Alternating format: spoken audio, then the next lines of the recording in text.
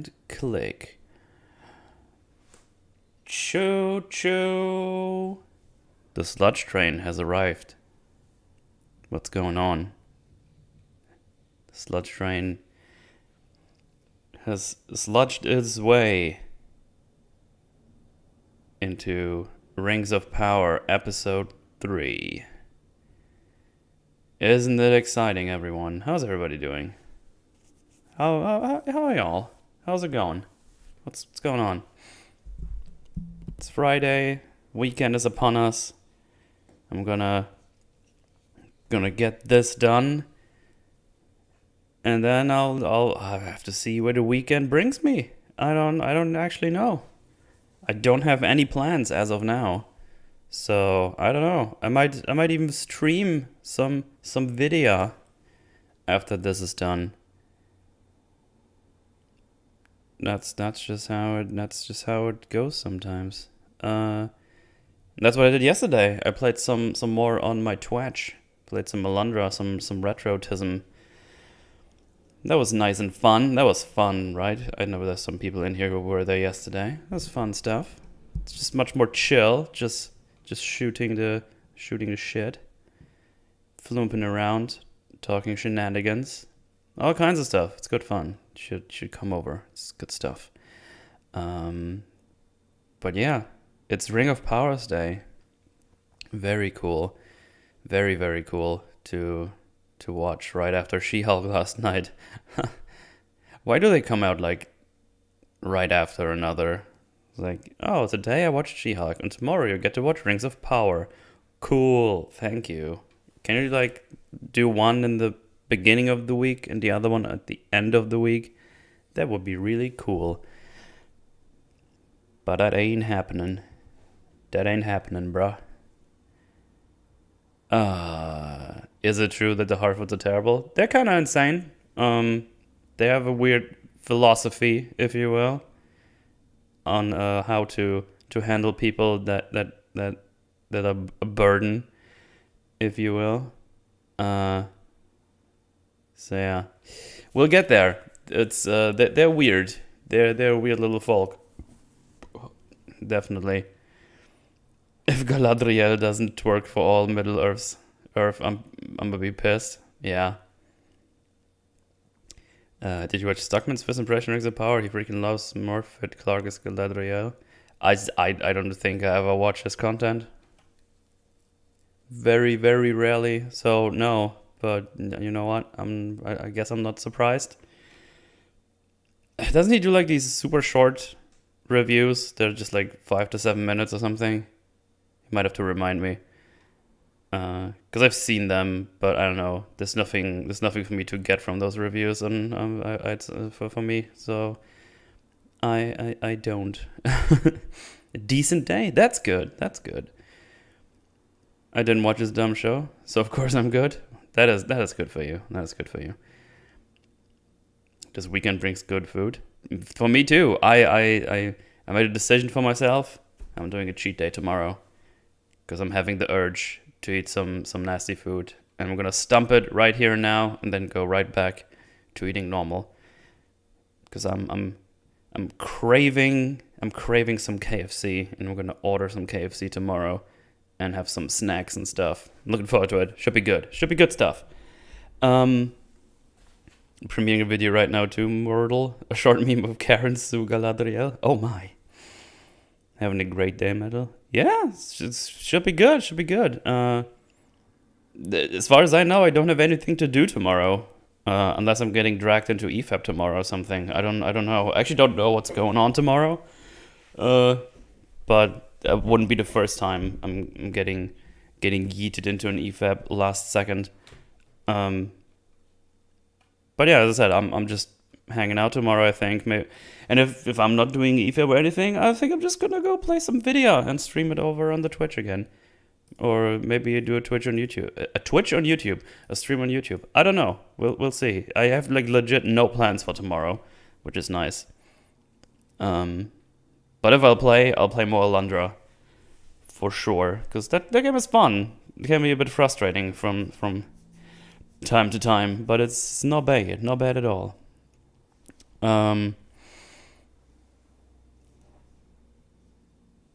At first we complained that Galadriel doesn't emote. Now we complain that she does emote. Yeah, it's like, oh, don't do it like that.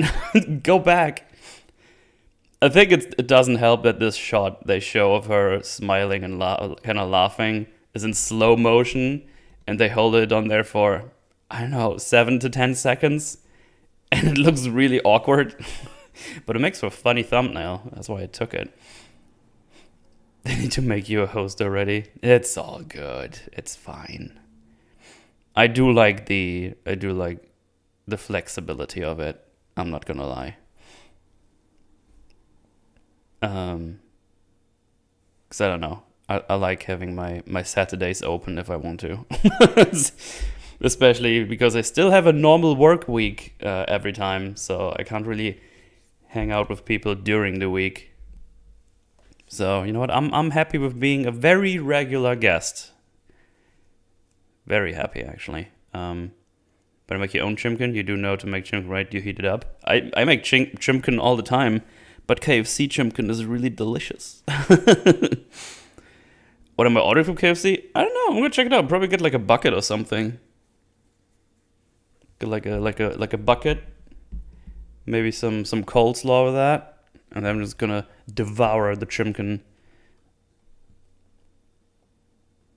I make my own chimkin all the time. Stop it. I even make crispy chimkin myself all the time.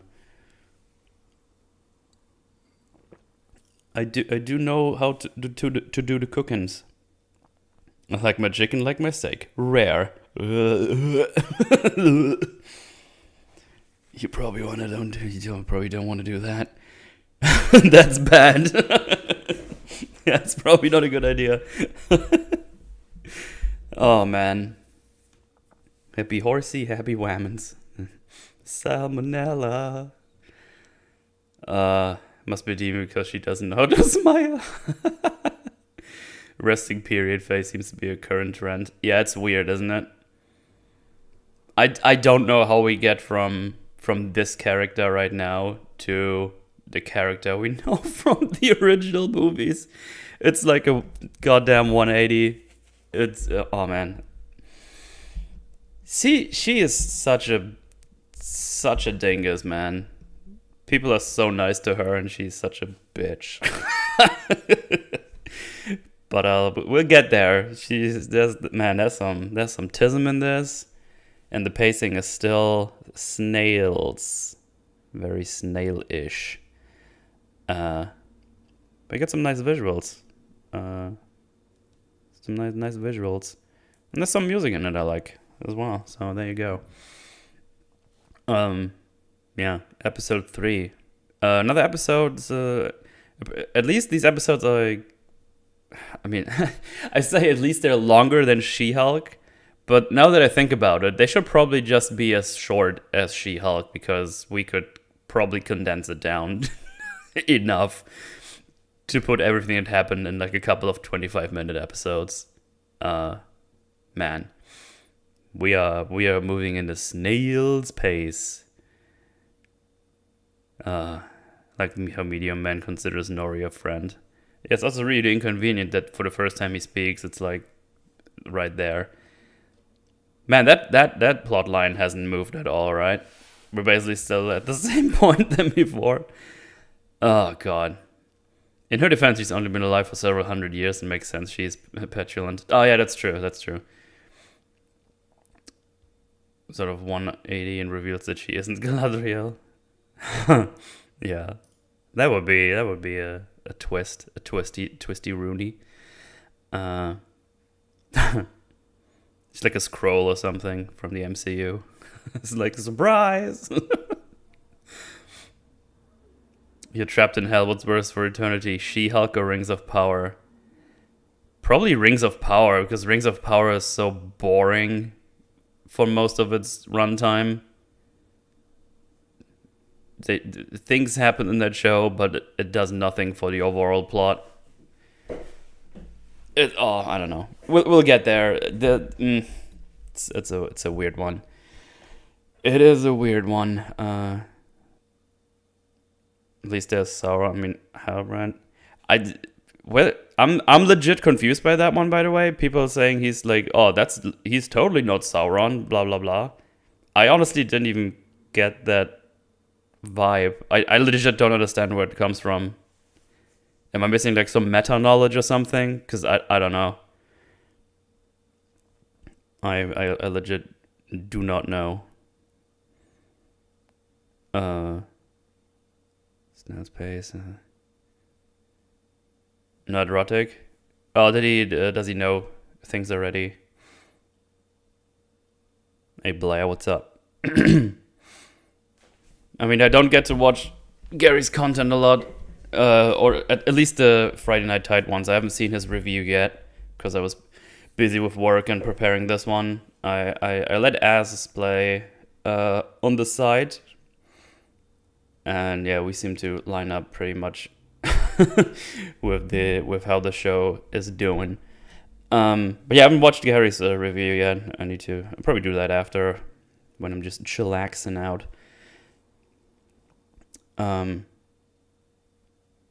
Off topic, but do you think you could convince Maul and the other EVPOs to play the Yakuza games? Maybe. I think mutually could enjoy it. I think it would be too much for Rags, maybe. I don't know if he would be into that. I love the Yakuza games. I think they're hilarious. I don't know. I don't really like the recent one. The Like a Dragon was the name, I think. That one, I don't know. That one didn't really do it for me.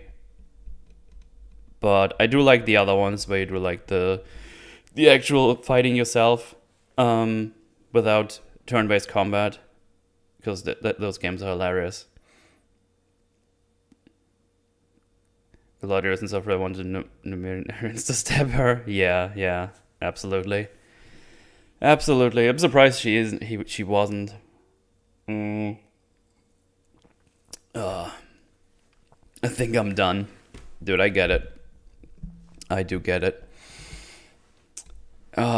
Anyway, should we jump right into it? I mean, there's definitely things to talk about. I mean, not a lot happened since yesterday's Forge, so I don't really have any big updates or anything, or things that happened the last week, because it's been pretty much a day. And in between, I did some streaming, sleeping, and working, so not a lot to talk about in that regard. So, I'm sorry, Swell, we have to talk about Poopy Show. That's why I'm here. I'm so sorry. So, oh, by the way, if you were looking forward to Bronwyn or the village that has been evacuated or what they've been up to, they're not in this episode at all. We don't get anything from the village that almost got destroyed.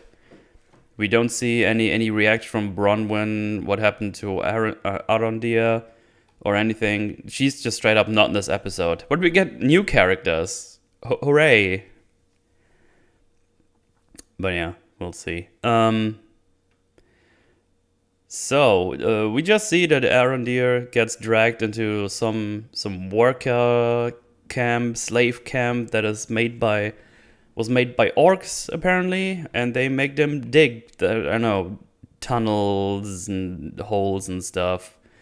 And where they drop Arondir, there's no ceiling, and it's mostly. So there's no real ceiling in general, because the ceiling is mostly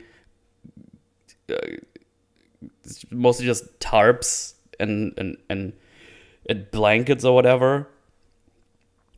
So yeah, already that's kind of weird, no? That is kind of weird. So he gets dropped there. And we hear some people say, "Oh, for Andar," and I don't know if this is gonna be like our bad hombre for this season or something. But yeah, Arondir gets like puts in shackles and stuff, and he's like, "Here, have a pickaxe thingy, and go dig stuff." Yeah, that's where Arondir has been brought up to. And now we go straight to Galadriel. Because she wakes up It's just like, oh god, where am I? It's like, oh, I'm like, I got like something to put on me. I got something to sleep. I'm like, that's good. Halbrand is already back to conscious, just awake, gives her some food. And she wonders, those people are captors or saviors? And Halbrand says like, the food isn't poisoned if that is what you ask. And it's like, oh, not for humans at least. Funny joke. I just give her some information. Why are you talking in riddles? It's like, oh yeah, they picked us up, they're cool, but they don't really talk anything, because, I don't know.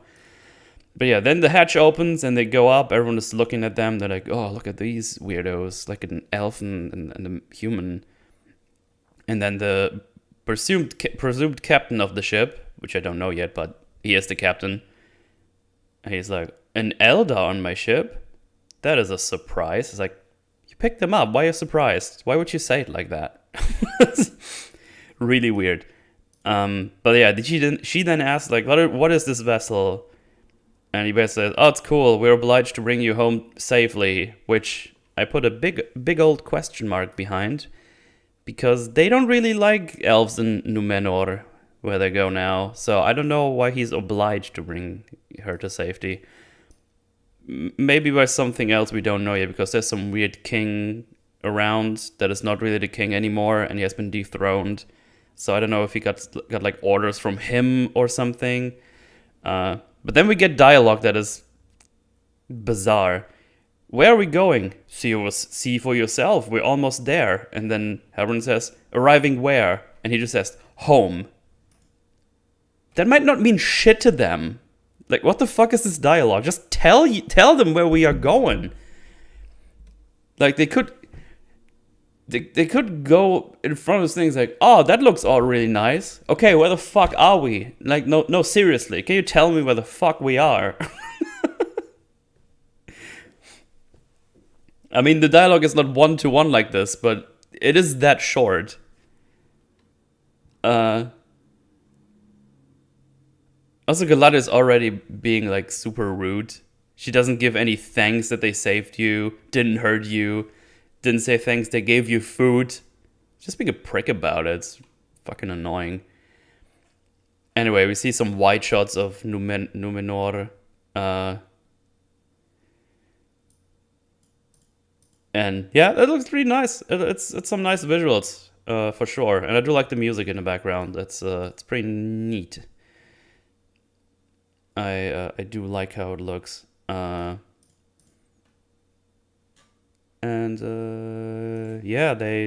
we get like a minute of overall. My tisms is a bit blurry, so it doesn't look as good, but looks better when I watch it on the Amazon tisms. But that one is not very good for putting it on stream.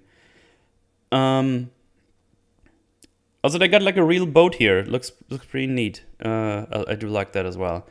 Anyway, they get escorted to and see some of the city. There's like people going around doing their, I don't know, city stuff. And Halbrand is like, man, since when does our kind build a city like this? And this is where we learn that from Galadriel that his ancestors stood with Morgoth, while these people's ancestors stood with the elves.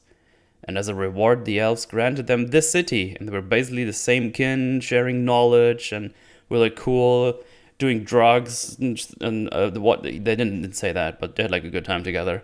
But at some point, they started turning down the elven ships, and then they broke off contact completely. And when he asked, like, oh, why did they do that? She's like, well, we might be finding out soon.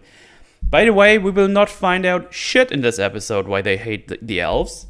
This is just a thing, this is currently happening, and I don't know why. Maybe there's some information you can get from somewhere else, but I have no clue why they hate the elves all of a sudden. And apparently the elves don't know either, so beats me. Racism. There you go. So yeah, they go to like a council meeting, dingling, And then everyone's looking at her, it's like, oh, it's an elf. Oh, no, that's the blah, blah, blah. And then there's the queen and some chancellor or something. And the meeting is like complete silence. And then they introduce themselves. And Galadriel goes like, I'm the commander of the Northern Army, the flab flim of the Golden King, blim blom. Does like the whole shebang. And Helbrand just says, oh, I'm Halbrand. Hilarious. And then they get asked why those two are traveling together. And Halbrand starts to explain, but she just immediately interrupts him. It's like, well, it was a chance happening on the open sea. The captain saved us from certain death, and she asked for for their continued mercy. And also, I would like a ship's passage to Middle Earth. It's like, okay, calm down. Why you're being pretty aggressive here already? Well, not aggressive, but already demanding shit. And then the chancellor tells her, it's like, well, it's been generations since the ship of Numenor has granted requests like that by an elf. And then she instantly goes for the fucking jugular and says, well, you have this island because the elves gave it to you. So I'm sure you can spare a few planks and a rudder. It's like, Jesus. Calm it. They just saved you from your doom. At least say fucking thank you. And the queen makes sure to say, well, we weren't given anything. They earned this with the blood of their ancestors. And then Galadriel again immediately is like, well, if it's blood I need to pay, I will pay it. One way or another, I will depart. It's like, Jesus Christ. She's so aggressive towards them. It's insane. And Queen just says, you're welcome to try. And Galadriel says, I don't need your welcome. And and then the queen again says, and you are quickly wearing out yours. It's like, okay. Maybe say thank you. Because right now she's just coming over as incredibly selfish and, I don't know, just rude. She's just rude. Super aggressive, confrontational.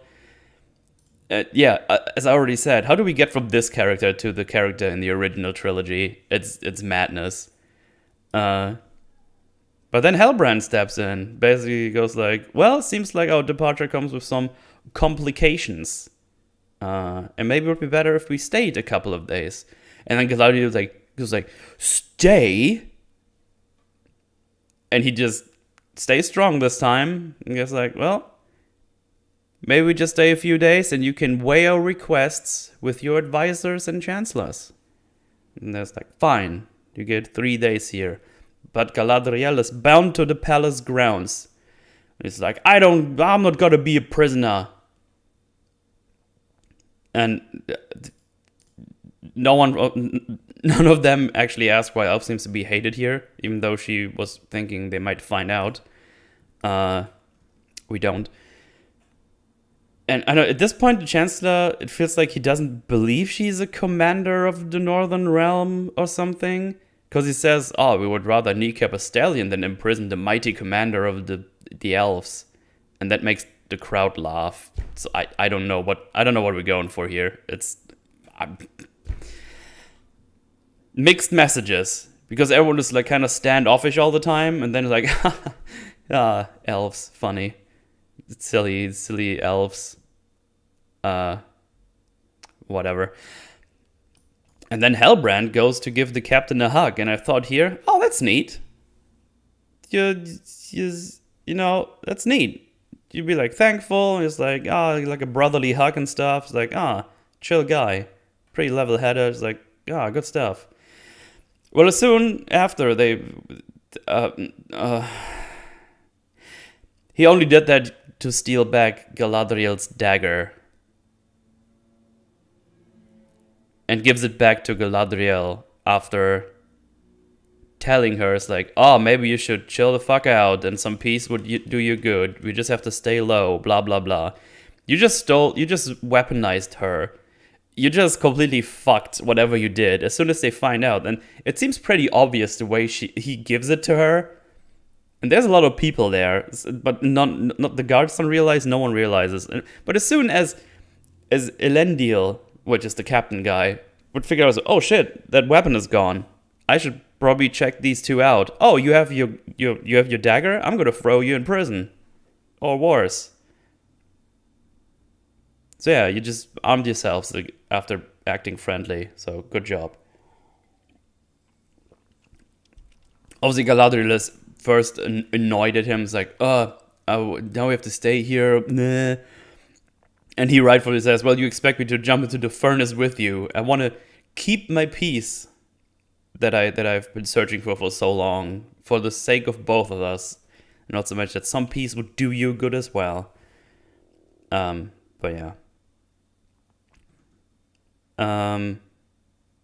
Oh yeah, Galadriel says some nice stuff here to him as well.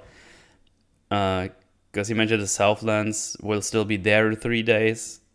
She says, yeah, but what about its people?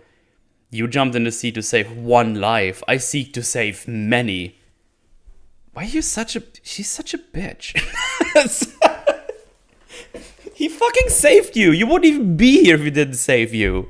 Why are you like this? It's so frustrating. She's so unlikable. And it gets worse in this episode. It gets worse. Because we get some info that is, man, for Elendil and the way she behaves towards him. Man. Anyway. We then get some info on the captain. As I already said, his name is Elendil, or Elendil. I forgot how they pronounce it, from Elendil. And he was originally of a noble line, but now he's a sea guardsman with a son set to follow him into service. Okay. And then we get a scene for the son. He's called Isildur, and we see him training on the ships, and one of the cadets fucks up, rushes to help him, save his life. That's it. He seems to be a good lad, I guess. I don't know. Oh, and he hears someone whisper his name from some island somewhere. That's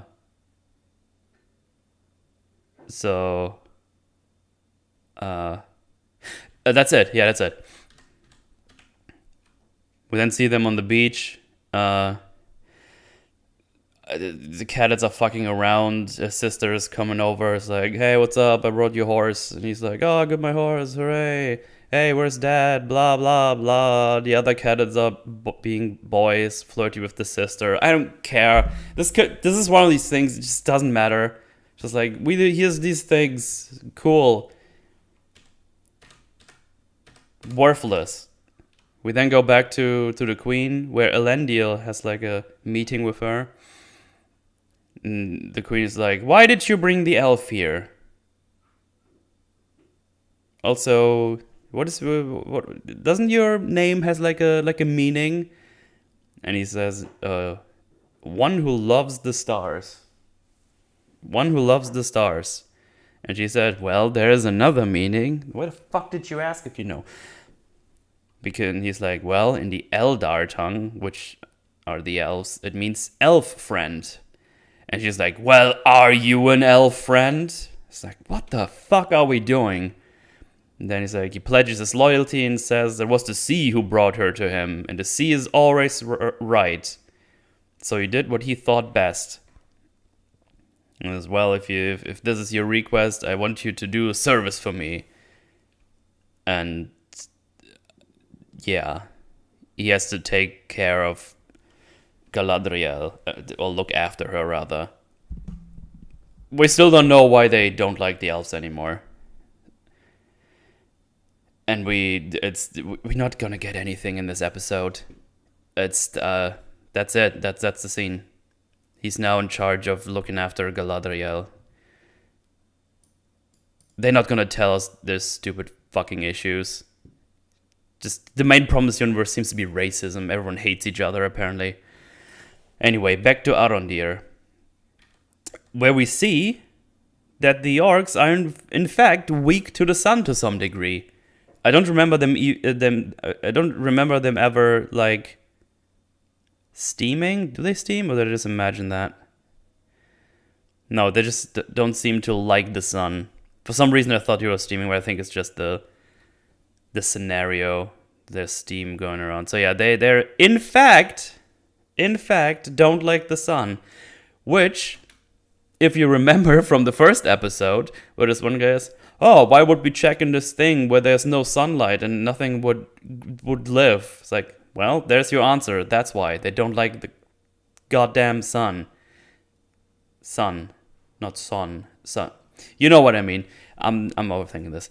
But yeah, there you go. And he carries like a log with some other elf, and he says, oh, by digging here, they must have escaped our sights. And then they talk about that they might be searching for a weapon or something. And then they also refer to someone. Yeah, right. The orcs refer to someone almost in reverence, talking about an Adar, not Eldar, Adar, which I think might be one of the ancient words for Sauron. Oh no. Furthermore, they decide to take a glimpse over the edge. Like they're like in this little hole where they dig, like tunnel stuff. It's like, we have to look over this edge to see where we are, and then we have to take the first opportunity to have a look-see. And then the next time the sun is the strongest, they have to try to escape. And they get yelled at by the people. This is already the scene. We're already 23 minutes in. This is what I mean. Nothing is going forward. I feel like I'm just retelling the fucking story right now. What is happening? So yeah, they speak through all of this, and then one of the orcs is like, "Hey, you need to go back to work." And then this one random elf says, "Well, there's a tree in the way." Well, it's like, well, then get rid of it. He's like, "No, this tree was here before you and earned this place in this blah blah blah blah. We're tree huggers." And they're about to just whip him or something. One of the orcs comes and says, "Oh, neat! You showed your strength. Here, you and your company deserve some water." And they're like, "That's sus. Why'd you give us water?" And then the random elf gets to drink some water. Arondir gets to drink some water. And then the third one starts to drink some water and gets his throat cut. Oh no! But it's only getting cut a little, with very little blood, because we have to say PG. And yeah, he dies. And this is like one of these things that happens in this episode where they try to make something sad. I don't even know the name of that elf that just got killed. And Arondir's like, "Oh, that's so sad." And they play sad music. And I was like, I don't give a shit. Who are you? I've seen you twice, I think. And it's just a little teeny weeny bloodtism. Hang on, let me see if I can see it. It's just a little mush, little fleam of blood. He dies so quick. It's like, boom, he's dead. Here, look at this. Look at this. It's pathetic. They're pretending like they cut his throat. This looks like a little cut, you know?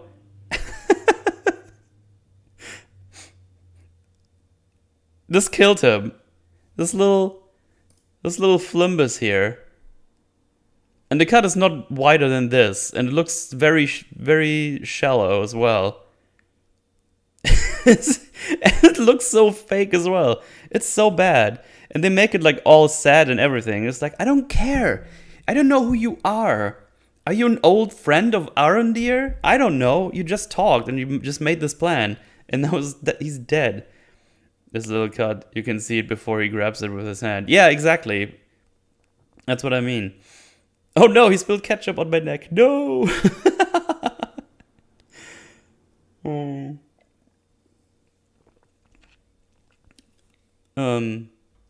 Should have timed him like elf was cursed that he ruined his fate and should have long ungroomed hair. Who knows? So yeah, that guy dies.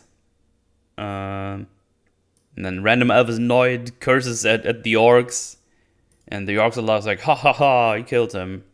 And then Arondir takes the advantage and says, I will cut down the tree, because he's using the opportunity to have a look-see over the ditch. It's like, oh, smart. And when he does, we see this. Okay, guys, so have a look at this. Do you see that? Do you see all this?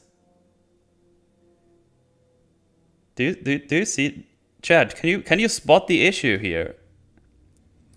Can you spot something weird here that people would maybe realize is happening, especially when they're, you know, here for centuries, looking out for stuff, doing patrol?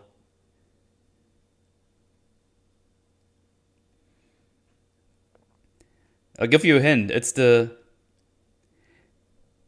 absence of all the trees that have been cut down.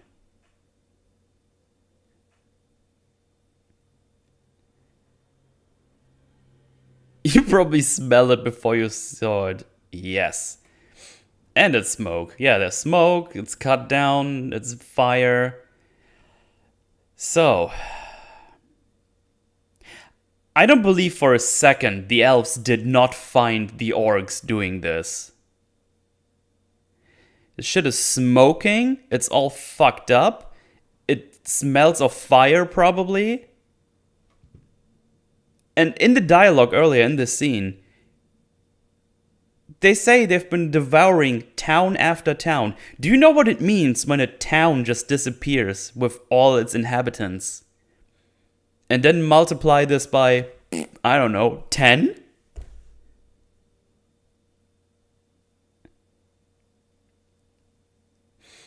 There's trees ahead of that tree that I cut down, but this one just ain't for some reason.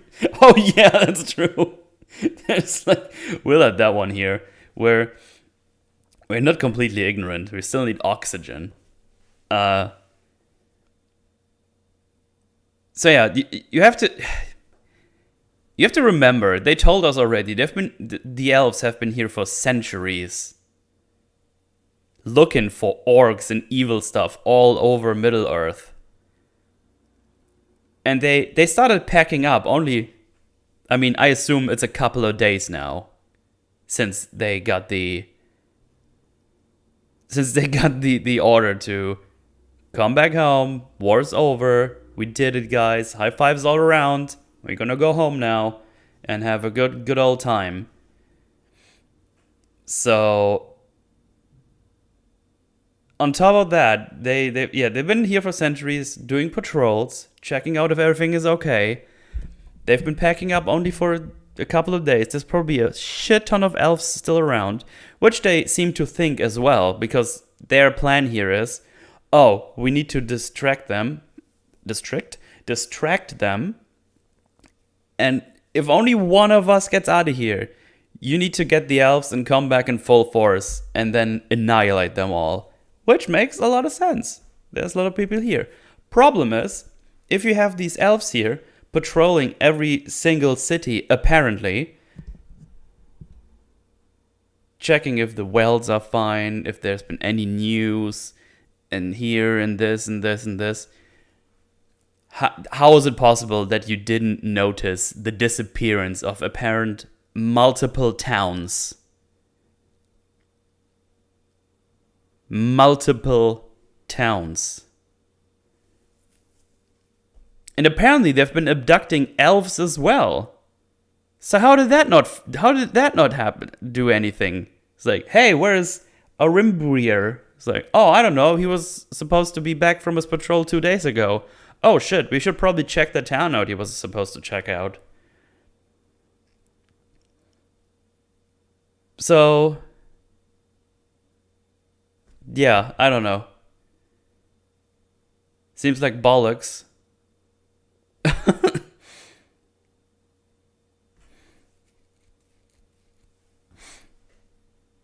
So I don't know how that works out.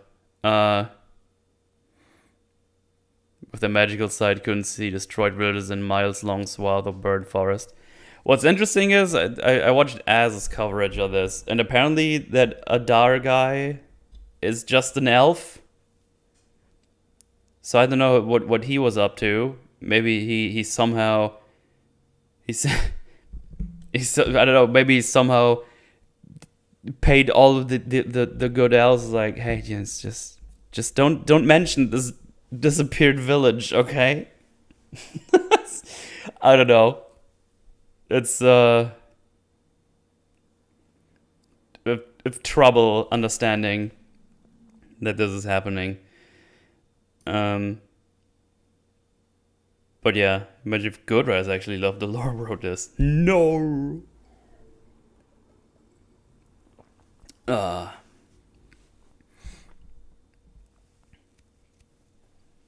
So another. Oh wait, I should probably not play this without anything on top of it. That's bad news. Back to Numenor. Galadrial has escaped and is looking for a way out. She can't sit still for a couple of days.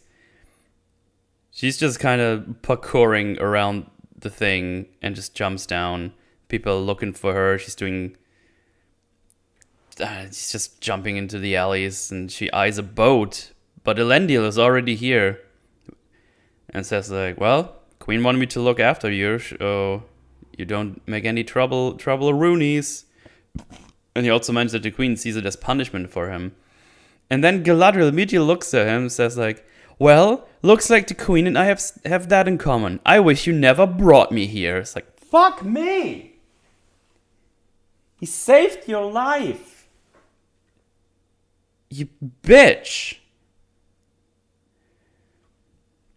And he makes sure to tell us like, well, you probably don't want to use that small skiff over there. You will barely make it out of the harbor. And she's like, well, I will take the chance on the skiff. And then he says, well, unfortunately, I have to do my job then and call for the guards. And she takes her fucking dagger out and threatens him. But look at this.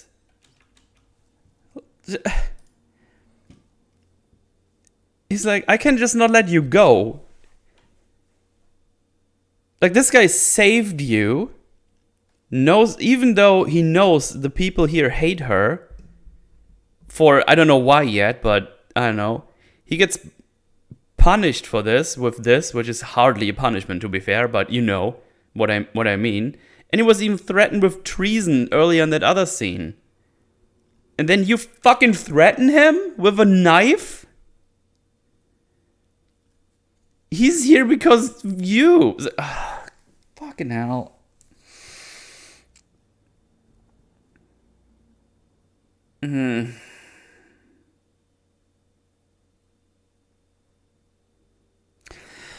Okay, I had to breathe for a second because this is really annoying. She's really, really unlikable. This guy has put his... The fuck?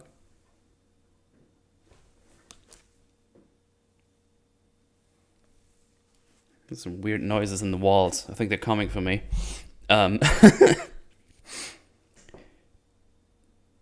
Anyway, he then starts speaking Elfish. He's like, "Hey, you speak Elfish?"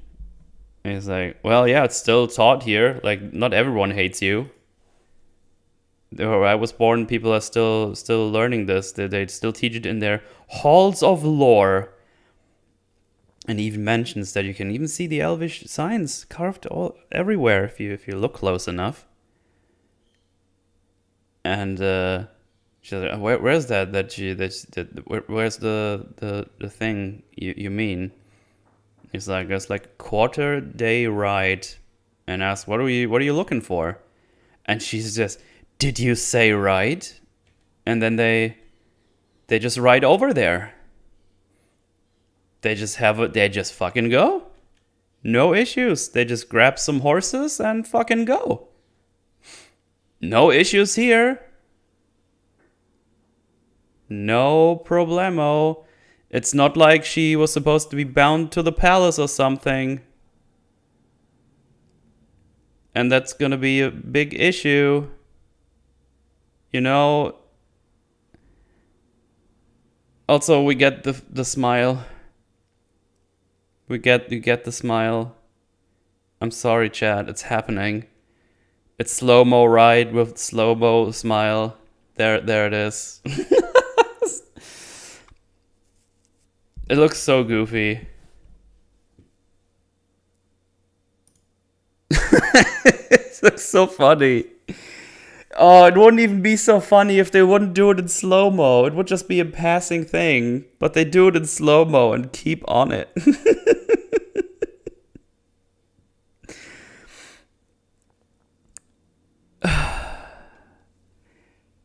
So, listen. This might be funny and everything, but here's the actual problem, okay? She has been a cunt. Threatens the guy with a dagger. After he holds out his neck for you.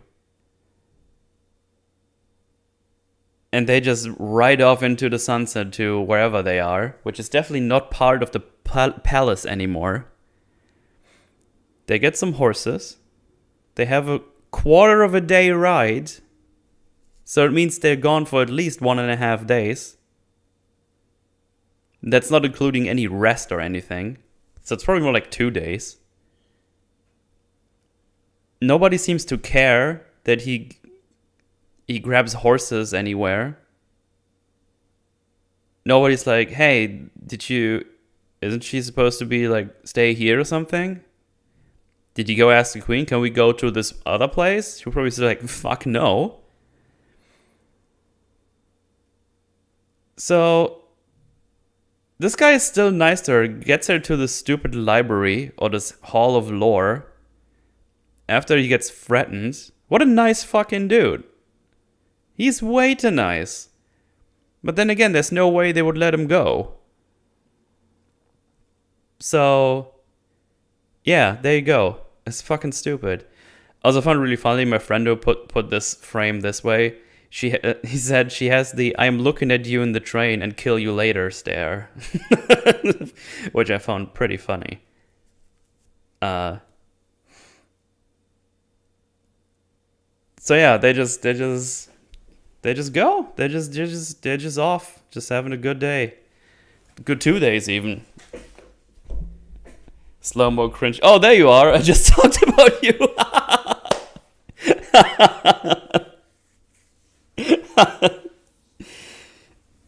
Imagine someone sitting in a train looking at you like this. It's like, ew. Oh wait, I don't have a webcam on here. Oh, let me just refill my cup here. Belch.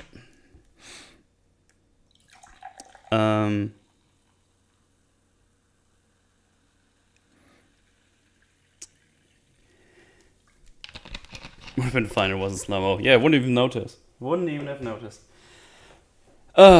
Anyway, we go back to... Wait, where are we going now? Oh, yeah, Hellbrand. Who, I guess he's a blacksmith, because he really, really wants to do some smithing here. Because he talks to a blacksmith in town, so... Oh, I'm better than the rest of every single one of you, can make better stuff... I can make better stuff than any of you, you know. I'll do it for free even. He's like, well, you got heart, but you need an emblem or sigil or crest. I think a crest they call it. And he's like, oh man, that's annoying. And then we have like... he gets told off, and then he goes to have some food.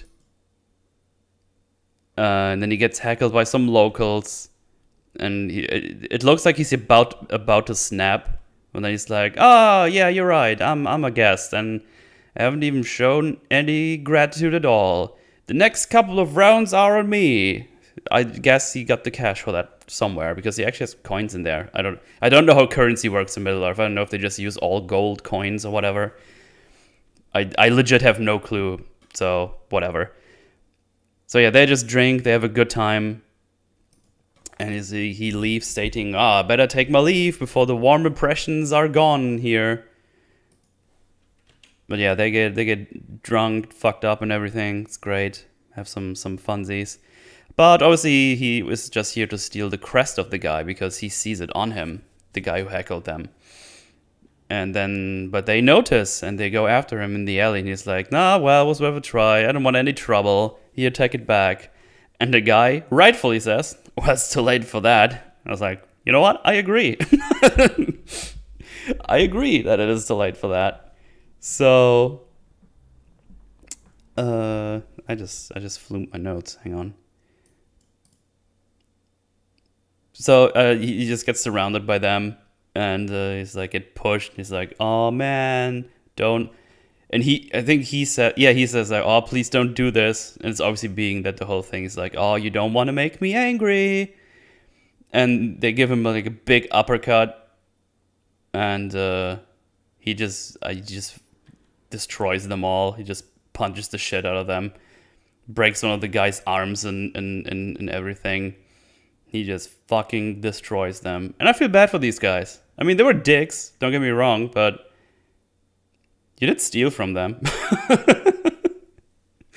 So, yeah. And one of the other ones gets the guard, so he goes to prison. Oh, boy. So, yeah, that's that scene. Galadriel and Elendil are now in the Hall of the Lore.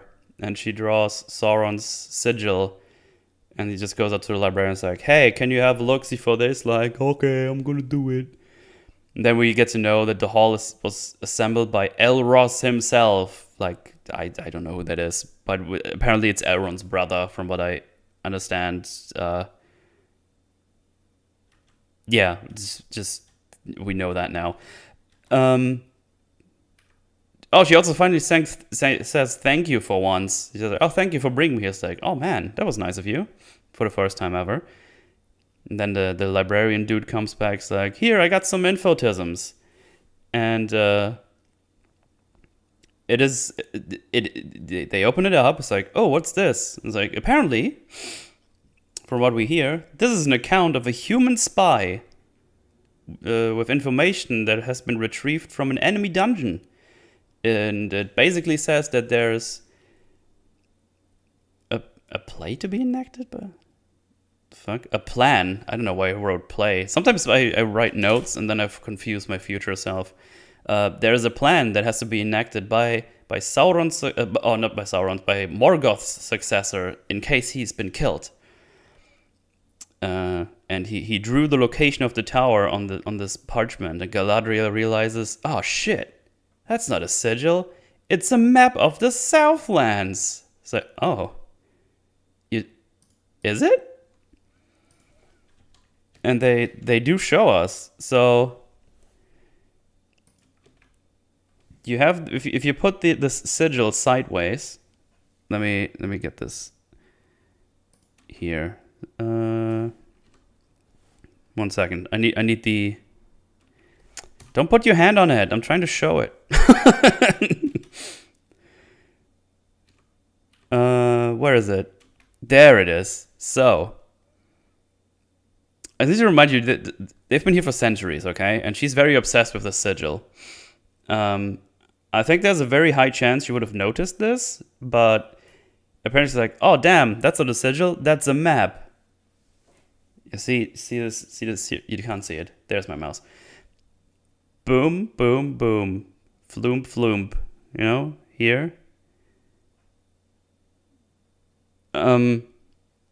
It's very, like, that even has, like, the little floompy bit down here.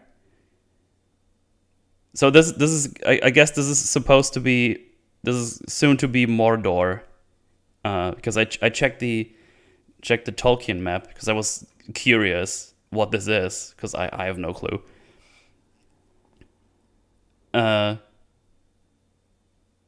So yeah, I mean, this clearly looks like doesn't look like a map. It looks more like a sigil. So I could see how you would get that wrong. But you had like centuries. The flame in the middle is Mount Doom. Okay. I mean, you have to remember she's a commander. She's probably very aware of maps and stuff. So I don't know. I feel like she would have found that out at some point. Because especially if you, how do I put it? So apparently she's only seen this sigil once on her brother and once in the Winter Wonderlands in the beginning. I don't know why I just called it Winter Wonderlands. That was weird. Brain juices are going everywhere. I feel like she would have gone back to the drawing board there at some point and checked that shit out. It's like, oh, what if I put it this and that way and this and here and there? And then maybe someone's like, hey, that kind of looks like Mordor. And I was like, nah, that's silly. So yeah, I don't know. I feel like she could have. It's not impossible. I mean, weird things have happened. But I don't know. There's no way she transcribed the mark on a piece of paper. Oh, she drew it right here. She drew it in the beginning of this scene. Apparently, if I got that right. But yeah. But also, just in general, how fucking lucky. She's stranded here. She's stranded in the water. Found the raft. Saved by Hellbrand. Then picked up by Elendil. And now brought here into this library where this random spy has notes on this. Also, we need to go way back again. Why did no one share this information? Because this must have happened during the war or shortly after. And they were like elves and Numenor. They were tight. They gave them the lands and everything. They were chilling with each other. They were having parties. They were sucking each other's fleams. Even after the war, like only after the war, they started dropping off. Where they start like, you're not allowed here anymore, the lands you gifted us. So, why did no one look into this? It seems, I don't understand. This is right here. They had the information. It's like, they read it's like, what do you mean there's like a contingency plan after Morgoth died? We should probably check this Mordor thing out. Looks pretty important. So I'm very interested to know what happened with this info. Or if there's some shenanigans going on in this land, if they were in on it or something, because apparently this weird king knows something, as we know get to know at the end of the episode. So yeah, questions, lots of questions. Ooh, sorry about that. So yeah, the note also says that the evil wants to create a realm of their own, not only to endure, but also to thrive. So yeah, there you go. Oh, jolly, we're going back to the Harfoots. Oh, do I love those scenes? They're so good. I don't want to end myself every time they appear. They have like some weird ceremony going on. They're running around and whatever the fuck. Then we see Nori's family talks that the dad isn't really better, can't really walk. She says that they will be left behind as they can't move the cart. And yeah, I mean, we already talked about this last time. You don't like Rings of the show being some stupid stuff that has nothing to do with the plot. Chinese clone hobbits. That they are. So yeah, we're led to believe that they don't have any countermeasures for people being sick, and as we know, apparently they just leave people behind, even if they get like stuck on their walks and everything. Yeah, apparently we'll just be left behind if you're a burden. It's like, oh, you can't keep up with us? Sorry, can't move. We have to migrate. No chance for you to get help from us. So because they have they have these big cards they have to do, which is apparently their houses, and they just migrate like this, and they've been doing this for thousands of years, and I don't know, they just. Their contracts say no stopping on the road. So apparently, I don't know. It's I don't know if that's so. That seems counterproductive. It's like, oh, sorry, I have diarrhea today. I can't really go. It's like, well, you're staying here. I'm sorry. Which is funny because apparently the whole motto is that nobody walks alone. It's like, okay, unless your foot hurts, I guess. Also, yeah, the Nori's father and the wife talk how she helped him recuperate after losing his first wife, apparently. That's something I don't care. I just don't give a shit. I just want them to start their adventure, whatever it is. Just get Meteor Man and fly back to the moon. I don't know. Nori wants to help the Stranger Man and wants to check Sardok's book, like his weird future book that I still don't really know what it is. Probably just some religion cult bullshit. I don't know. And we get some comedy-tisms where she hides under his table or something, where Poppy helps her to find a thing on the table. She found some constellations in the weird book. Then Sardok that migrate tomorrow. I don't give a shit. It doesn't matter. She just needs the fucking parchment that has that constellation on it, which we also get to know. One of those papers she gets has the actual constellation they need. So, good job. Before I forget, Nori tells Poppy that she will snitch on her if she doesn't help her. It's like, oh, okay. Because Poppy points out, maybe we should just leave him alone. He's not really our responsibility or blah, blah, blah, blah. And she's like, well, I'm going to snitch on you if you don't help me. And he's like, okay, fine. So, cool. They're pulling cards and they can't put one sick person on it and pull. Nope. It's funny because in the first episode when Meteor Man falls down, Poppy and Nori pull the fucking guy on the card to wherever they put him. It's so silly that they could just get one of there's so many people there, as if not a single other one could like, hey, I'm gonna help out the other homies this migration because he fucked up his foot when he put up a log when nobody helped him. Fucking pricks. Remember that fucking scene when he was on this heavy ass log and everyone was looking, it's like, and he's like, fucking Harfoots are psychos, man. They're fucking nasty too. Fucking hate them. It's so shit. Stupid microphone arm keeps getting a boner.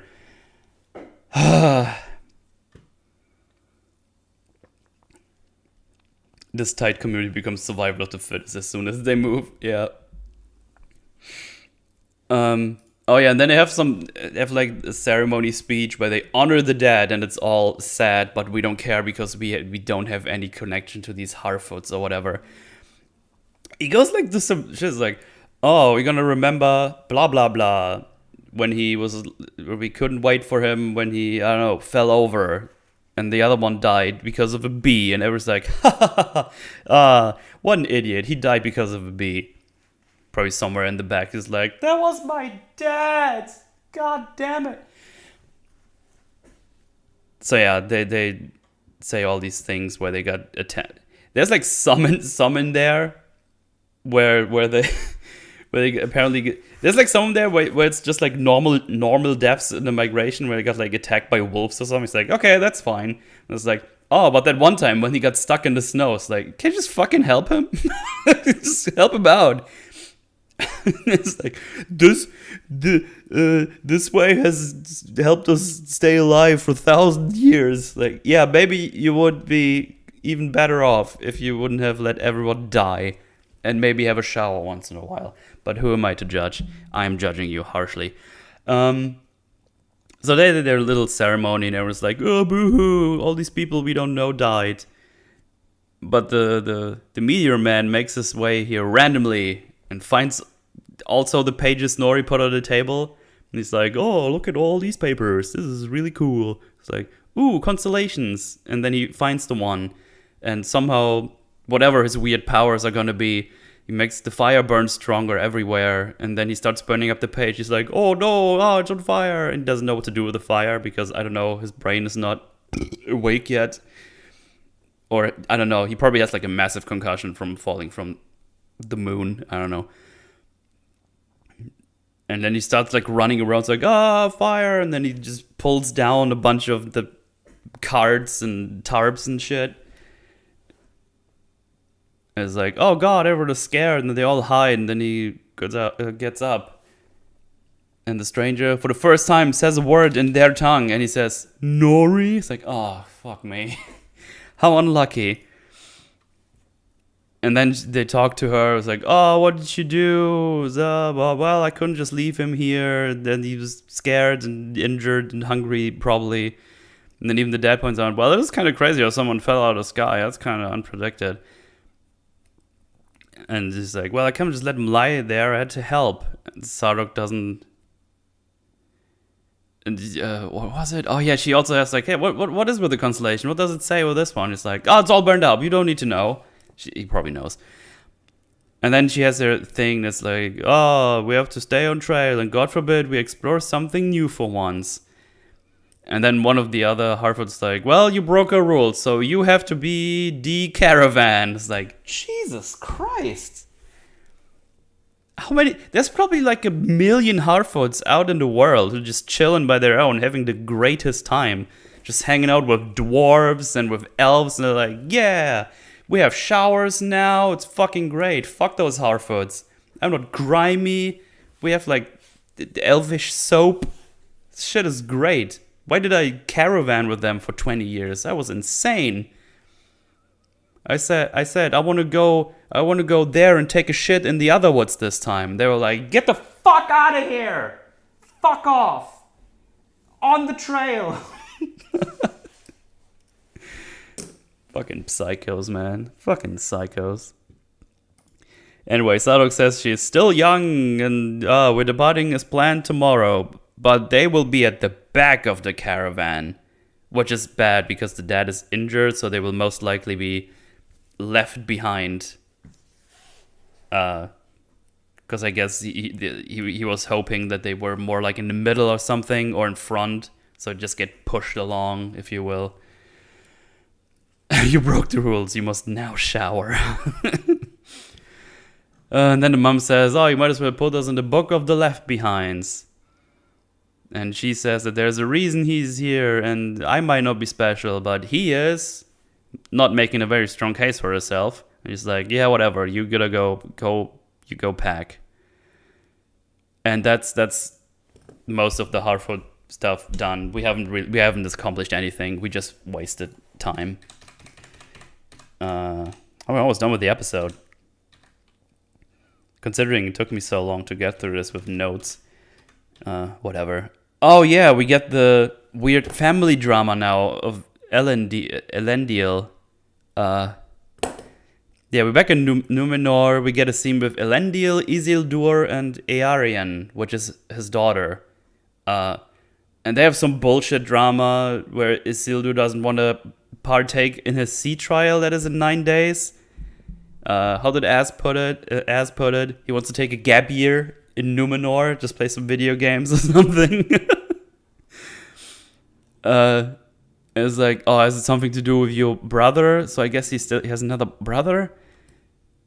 And the daughter knew about it, and he's like, why didn't you tell me? And then the daughter is annoyed that the elf is here, and she knew about Isildur's plans, blah, blah, blah. I don't know why this is here. It's just some random family drama that doesn't do fuck all. At least the way it stands right here now. So I think from what I gathered, the main gist from this whole scene is that the son feels unfairly treated with his choices, and the dad kind of thinks he's this good-for-nothing boy, or at least he portrays him at that, but doesn't really think he is that horrible, I guess. and he just has a bad time expressing himself. And then Arian gets a message. It's like, oh, I've been accepted to Builders Guild. And he's like, that's surprising. I thought they never reconsidered. And he's like, yeah, but Isildur made me reapply. And he's about to turn around. It's like, oh, good job. He's gone. That's it. Next scene. And I have nothing to add to this. It's just what happens.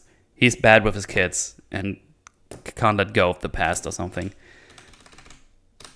Oh yeah, Galadriel visits Hellbrand at his cell. Says he's more than he claims. Long story short, he's the heir to the Southlands. He should be the king, but he says that his ancestors were Morgoth, so he has a bad bloodline that lost the war. And then she says that, well, Mai started it, so let's go to the Southlands together and redeem both our bloodlines.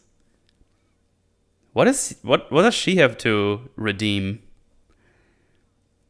Morgoth attacked them first, and they retaliated. What is there to redeem? They were scouring the fucking Middle-earth lands for centuries to get rid of all the evil stuff. What is there to redeem?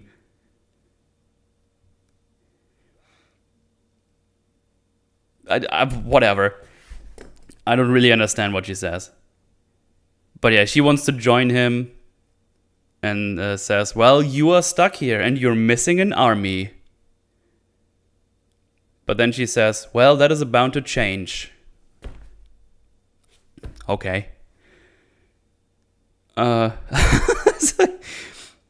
it's about to change apparently. I don't know how. Well, I guess that's next. It's the next thing that happens in the next episode. Probably, maybe, who knows. Then we see the queen. Oh yeah, the tower. The queen goes to visit the king in his tower. Because we learned earlier that he has been exiled or is not in power anymore. What was it? They say he was dethroned because he liked the elves or something. And then she says to him, the moment we feared arrived, the elf is here. I was like, okay, I guess they were waiting for some elf to arrive. Set up for the next episode. That's all that happens. Something is going on. Migration of the Harfoots has started as planned, and as they expected, our family is behind. But the stranger man followed them, so now they are friends. Because he's like, friend. So he just helps them push the cart now. So this is how they keep up with the other ones. Done. Scene done. That's it. But now it's time for our elven action scene. No boy! Because it's time. It's time to rebel. It's time to get out of here. But they fail. So, they put their plan into action, and then they start fighting orcs. And there's like this light-footed elven combat Heimers, and where they just walk on the chains and whatever. They try to release themselves by like hitting on the chains, and the plan is that every time someone gets free, is that they instantly fuck off over the ditch and try to get help. So the first one gets released from the chains. He goes up. He gets an axe in his back, so he's out. So yeah, they just start fighting off some orcs, and when the orcs are starting to lose, they release a warg.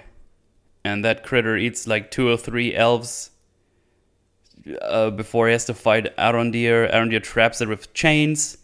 And that other random elf from earlier frees himself after Arondir tells him to free himself instead of help him. So Arondir is sacrificing himself instead of getting the help he would probably need.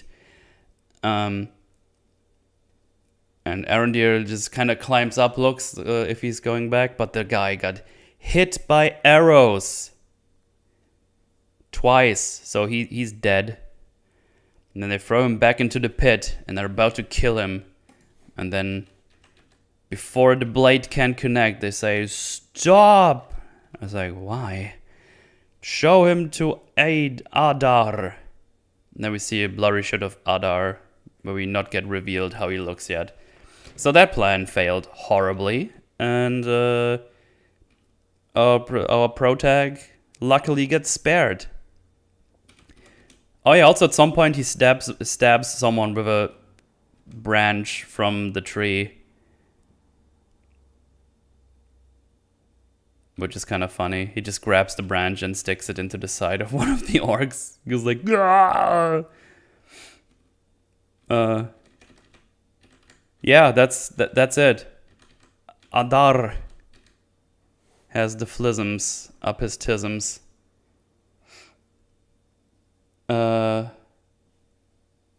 Yeah. That's the episode. We're done. Negro? No!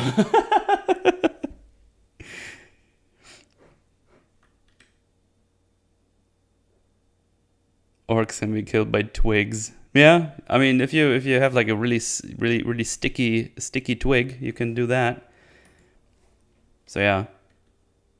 Apparently this Adar guy is just some random elf, so not Sauron. So we'll see what happens there. I don't know. There's gonna be some shenanigans going on for sure. So yeah, we haven't moved the plot forward that much. I mean, I basically told you everything already that I wanted to say, because it just, a lot of times we just see a couple of things and then we're done so with the scene. As with the last ones, there's not a lot to see in between. Like, it's like we have some setups here, we have some flumes and fleams. We saw 30 minutes or so of Harfoots. Nice. Do love the Harfoots. I can't believe we have seen a bunch of the Harfoots, but we haven't moved at all, which is kind of ironic considering they migrate. Yeah, it's more wait and see. I don't have anything substantial to say. We need to start our adventure. But we're still introducing like new characters, and I have no idea how they... Oh, these characters that we introduced, like the son and the daughter of Elendil, they're gonna have some kind of thing, because this Isildur guy, that gets whispered at, so he's gonna do something. I don't know, man. I don't know. Gonna run into horrible pacing problems. Oh, it already is. Already does not pacing no bueno. We gotta start moving. Apparently we get an army. We need to bring the Harfoot somewhere, like Nori, because I'm guessing Nori and Poppy are gonna go with the stranger somewhere, which sounds really wrong, by the way. Arondir needs to do something. We need to get somewhere. Galadriel, Hellbrand, and I'm guessing Elendil, those are gonna be all around. So they're probably gonna have like their big Avengers Assemble moment at some point. I don't know, man. I don't even know where we are time wise, because they were just traveling for 1.5 days back and forth from the Hall of Lore, or two days or something. So yeah, last 2 episodes this season will probably do far too much. Yeah, that could very well happen. I'm gonna rush through bullshit. Oh man. Well, yeah, that's the Ringalings of Power Runies. Good times. Good times. Isildur is an adult already, and the One Ring hasn't been forged yet. Yeah. It's very nice. It must be stated. You stop that. So yeah, gonna be interesting to see what we're gonna do in the next couple of episodes. We need a lot to get done to get our protagonists together and do whatever we do. But yeah, I'm interested to know what this elf is up to with the whole orcs and stuff, and I really want to know how they explain that no one has seen these flisms happening. Thing is, the king seems kind of suspicious as well, the high king of the elves, because he was like, nah, that's fine, we're gonna check it, we checked it out, it's fine. So I don't know if there's like some bigger shenanigans going on, but it's gonna be interesting to see how that checks out though. If there's so many elves around for centuries checking shit out, and not all of them are gonna be corrupt. It's very unlikely. Well, that's just some random thoughts I have where this could go. We shall see. We shall see in the future, but yeah, it's still a big old nothing burger, as far as I'm concerned. Some nice visuals, some nice music here and there. I do like some of the music. But yeah.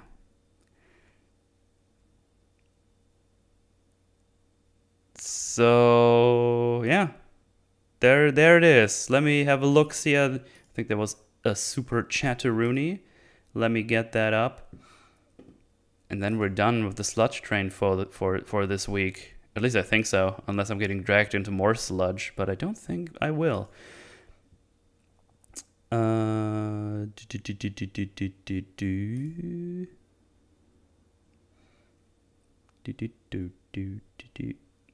blind. There we go. Supers. See all. I see all. They already showed orcs digging underground tunnels. Why are they now in a shallow ditch covered with cheesecloth? I don't know. That's a very good question. Because they were digging below all these cities apparently, but now there's like this very big visible thingy jingy. So I don't know. I don't know what they're doing there. I couldn't tell you, but it's a good point for sure. Went for 90% awesome cinematic scenes and forgot they need a plot. Who needs plot? We have Galadrial. And EFAP tomorrow might have to endure some Galadrial stuff. I mean, as far as I know, I'm not on EFAP tomorrow. As far as I know, I'm just doing shenanigans tomorrow, doing fuck all. Just having some KFC and enjoy my day, maybe. But that can change in a moment's notice. You know how I'm getting dragged into these shenanigans sometimes. But yeah, that's gonna do it for today. It's not even that late. There's even a day left. That's crazy. Good stuff. Good stuff. So yeah, that covers that for today. I might do some strummelings on the Twitch flames later on. I'm definitely gonna take a little break-a-rooney and chillax for a bit. But I might go and do some streaming, play some retro flisms. For people who don't know, there's good old Twitch-a-rooney. This is where I just randomly chill out and play video. And it's just shooting the shit, flooping around, playing some games. Sometimes there's the Mupshly there and other random people. It's just hanging out. No biggie. And yeah, maybe go over there and give that a follow as well. But yeah, that's that. I shall be back with another Forge next week with She-Hulk. Oh joy, good old Shulk. That's gonna be fun. So yeah, thank you all for hanging out. Thanks for the super chats. And I'll catch you all next time. Have a nice weekend. Goodbye.